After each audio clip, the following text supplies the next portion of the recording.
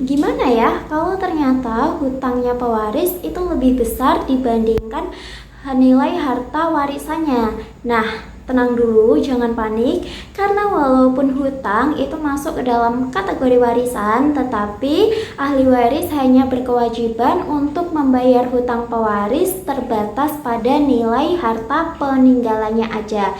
Jadi kalau seumpama pewarisnya ini punya hutang 150 juta, tapi kok harta warisannya itu cuma senilai 100 juta aja, maka ahli waris yang menerima warisan hanya berkewajiban untuk membayar hutang pewaris sebesar 100 juta aja. Kenapa? Ya karena nilai warisannya si pewaris ini cuman 100 juta gitu. Nah, terus bagaimana dengan sisa hutang yang 50 juta?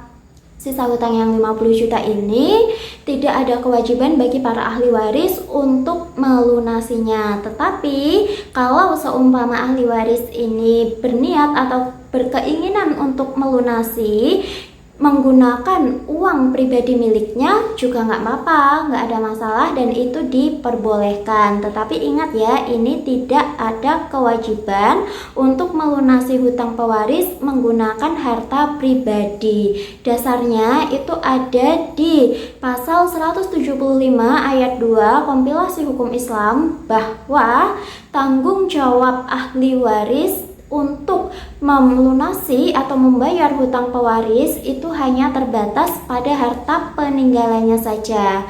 Dan juga dasar hukumnya di pasal 1100 KUH Perdata bahwa hanya ahli waris yang menerima warisan yang wajib ikut menanggung hutang pewaris, dan ini pun juga sebatas pada bagiannya masing-masing. Jadi kalau seumpama 100 juta itu udah dibagi ke ahli waris yang lain kan, nah kita itu cuma dapat bagian 30 juta. Berarti yang kita bayarkan untuk melunasi hutangnya pewaris ya yang 30 juta itu, karena kita dapatnya cuma segitu gitu. Jadi jangan takut lagi kalau kamu dapat warisan ternyata pewaris ini punya hutang dan hutangnya melebihi dari harta warisannya, karena kamu tidak berkewajiban untuk melunasi semuanya. Kamu hanya berkewajiban untuk melunasi hutang itu sesuai dengan bagian kamu atau sesuai dengan harta senilai harta peninggalannya pewaris.